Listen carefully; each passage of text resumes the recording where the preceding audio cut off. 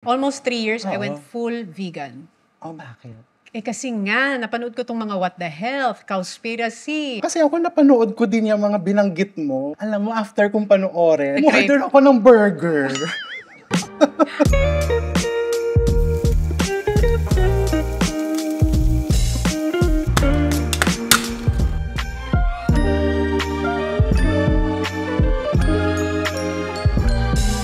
Tagal ko na huling nagluto sa TGS, kaya sabi ko, imbitahan natin ang isa sa pinaka-paborito nating chef online, si Chef RV, na may kaserola. Chef RV? And iiwan ko na to sa'yo, ha? The Chef RV All-Purpose Pot. Kaya pala nakita ko, sabi ko, Yes, you siya. elephant. Yes. So, may ituturo siya sa ating dalawang special dish. Number 1 is the Paella. paella.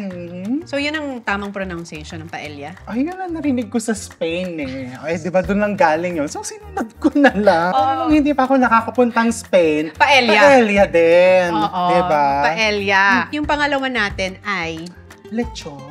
lechon. Pero yung easy lang, lechon belly, na i-air fryer lang natin. Yes. Okay. So, ang una nating gagawin, Chef, ay Unahin natin yung lechon kasi matagal tong iluto, mga 1 to 2 hours. This is the belly part, na-cut na natin into smaller pieces. okay. So first, tong ilalim, hihiwaan natin dyan. First time mo ba na magluluto First ng time. lechon belly? Oo. Lagi ko lang ito in-order or nakikita sa restaurant, pero never nagawa sa bahay. Ang mukha nga first time niya kasi parang balak mong ihawin yung liempo. Bakit? Paano ba anahin? Hihiwaan lang natin sa loob na ganon kasi ipapasok natin yung bawang tsaka yung So, lemongrass. dito sa Baka gitna? akala mo iihawin. Wala So, sa naman gitna? ako nakikitang ihawan. Ganito lang, dito yan. Dito sa gitna. Ayan.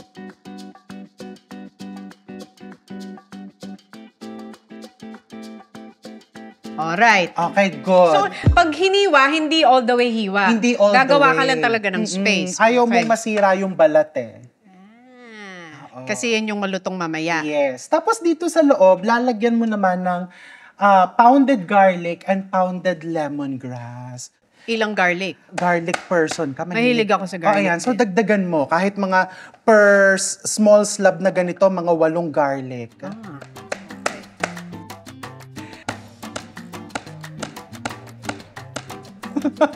Or, ba't ba pinahirapan kita? Actually, nagbaon ako nito. Oh. Meron naman palang ganyan, Pwede Chef. mong ipukpok, ayan. Oh, di ba? Oh, Ayan. diba? Tapos Lahat pati ng yung mga- lemongrass, pwede mo din ganyan. Dikdikin na rin? Yes.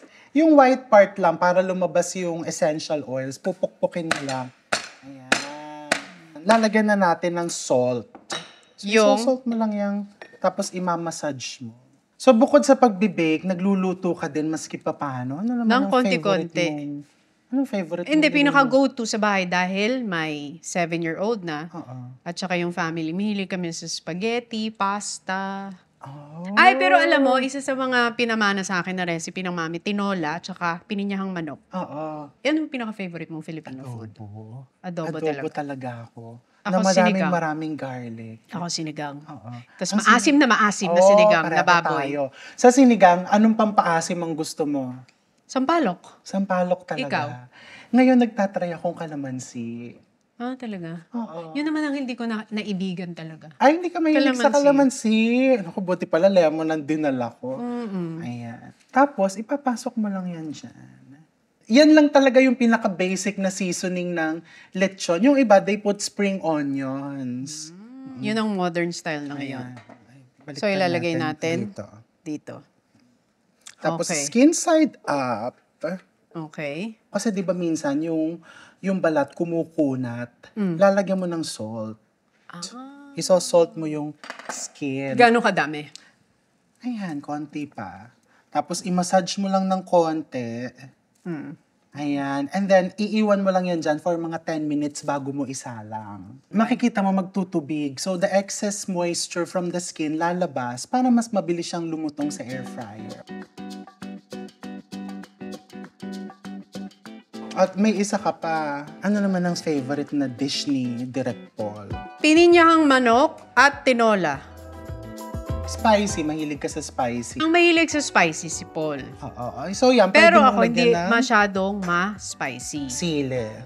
Lagyan natin ng konting sili para kay Direct Paul. For this Sa one. loob. Mhm. Ayan, lagay mo na dyan. Itataob ko ulit. Yes. Okay. So, itataob natin ganyan. Lagyan natin ng palatandaan na yan yung maanghang. Tapos Maanghang. salt ulit. Ayan, nakikita mo, nagtutubig na yung... Oh yung my labas gosh, niya. oo nga, no. Naglalangis na siya. So, good sign yan na mamaya magiging malutong yung finished product natin. Ang galing. Pwede palang ganon. Ayan. And then, air fryer na natin. Okay. Ayan, mga 1 hour lang yan dyan. Okay. Eto na tayo magpapa-eya. Since alam ko allergic ka sa, ano ba yung mga hindi mo kinakain? Binanggit Shrimp mo na yan and dati. crab. O yun, shrimp and crab. Kaya ang dala ko dito, salmon. Ay, social. Nagdala din ako ng squid. Yan, gusto ko yung For squid. the paella. Ikaw ba mahilig ka din sa mga vegan na... Yes, for healthier choices. Oo. Almost 3 years, I Oo. went full vegan. Oh, bakit? Kasi nga, napanood ko tong mga What the Health, Cowspiracy. Napanood ko yung Earthlings. Kasi ako napanood ko din yung mga binanggit mo. Pero hindi ka na Alam mo, convinced. after kong panoorin, Lalo ka nag-crave. umorder ako ng burger. Ang galing pala ng effects sa'yo.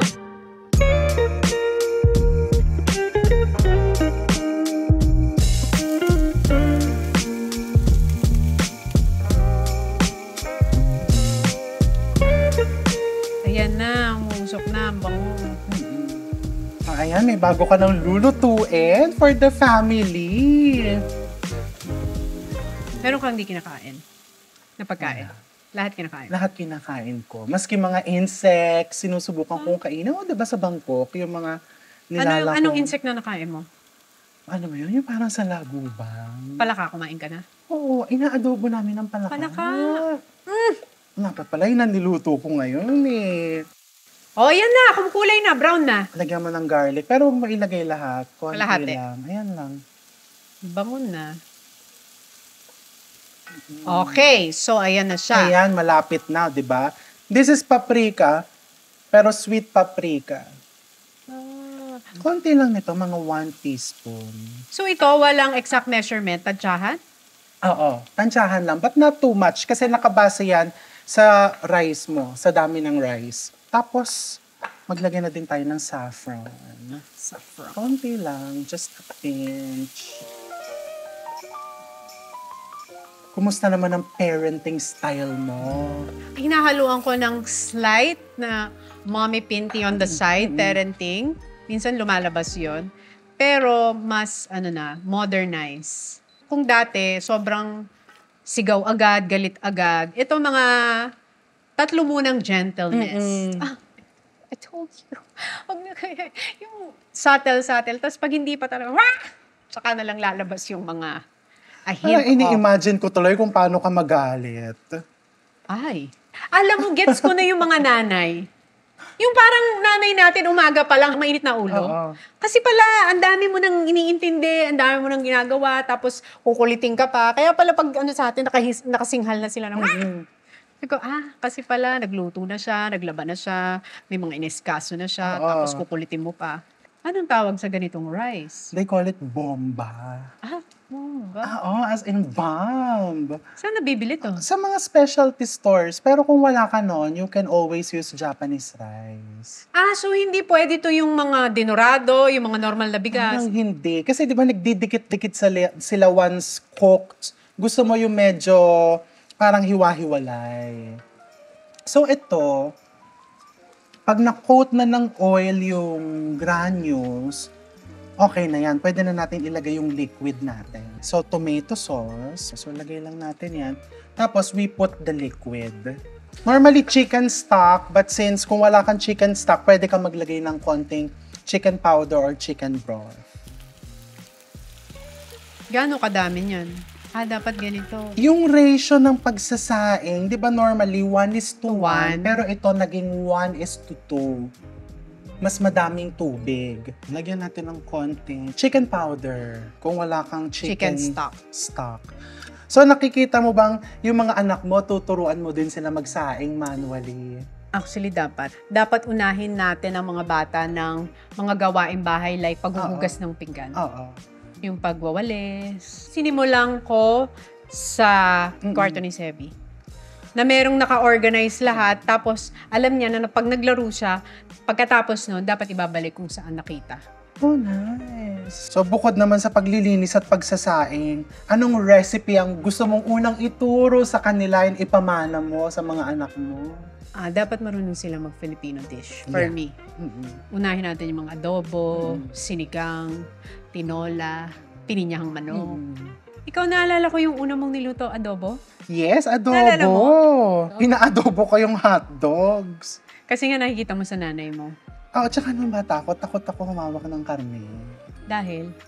Wala lang, parang, yung parang... Kasi laman, Oo, saka parang laman. hilaw. Kaya hotdogs ang pinunteriya ko, hiniwa ko, tapos inadobo ko. Anong gusto mo sa adobo? Matamis, maalat? Maalat.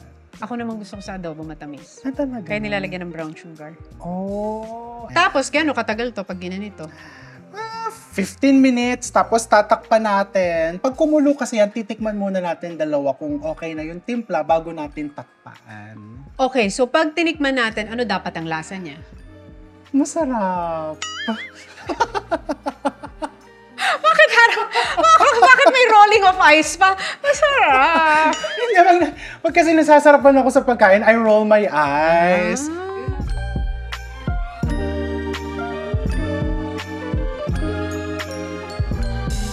O pag ganyan, hinaan mo. Hihinaan na natin, tapos tatakpan na natin. So ito na yung pinaka-isasaing mo na yung bigas, and then when it's almost cooked, tsaka na natin ilalagay yung mga toppings Sa ibabaw. sa ibabaw. Mahilig ka ba sa chorizo?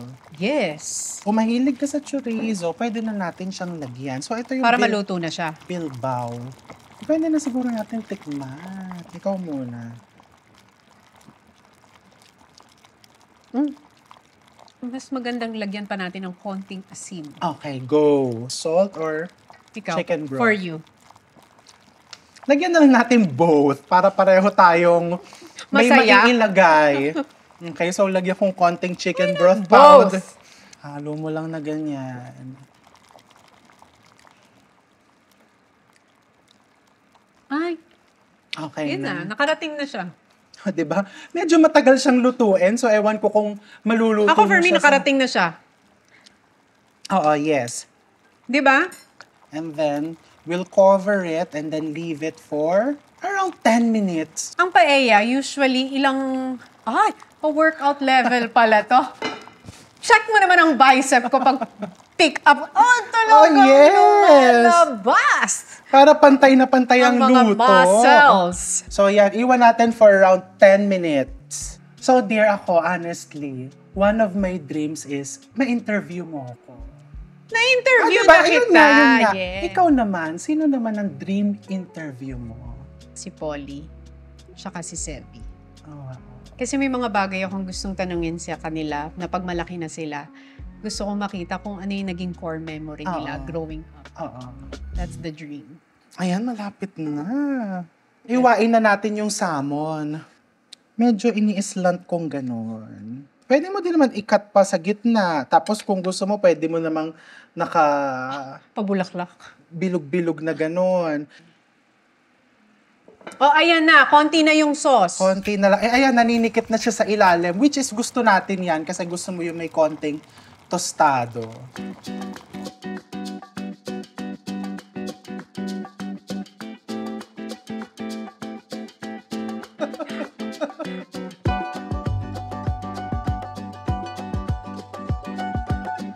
Ayan. Colorful na ang aesthetic. Ikaw maglagay ng salt and pepper. Then pepper. Para season din yung mga nilagay natin sa ibabaw. Then 5 more minutes or And until then, maluto tcharam! yung seafood, and then lagyan natin ng lemon juice, and then we're ready Pagtapos to na? eat it. Yes.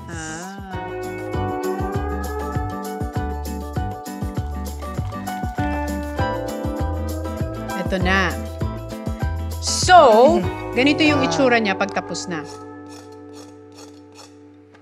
O, diba? Malutong yan. Tapos yan. Just cut it. Okay. Titikman na natin to. I-dip natin. A hint of vinegar.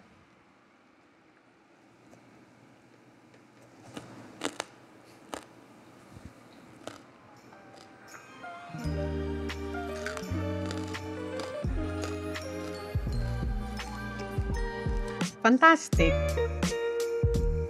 So ngayon, ito, luto na siya. Ang ganda ng presentation ng paella. Lalagyan kita nitong nasa side. Alright.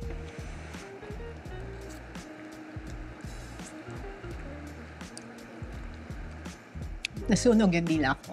Nasunog, pero masarap. Di ba? Masarap to sa mga family gatherings. So magpasiklab parang- ng konti. Yes. Parang, uy, grabe siya naman nakapaeya. Thank you very much, Chef, for another fantastic, superb dish na i-share niya sa atin dito. Thank you very much. And thank you for sharing your dish. Oh, yes. So yan, everyone is going to try this in the studio. This is for everyone.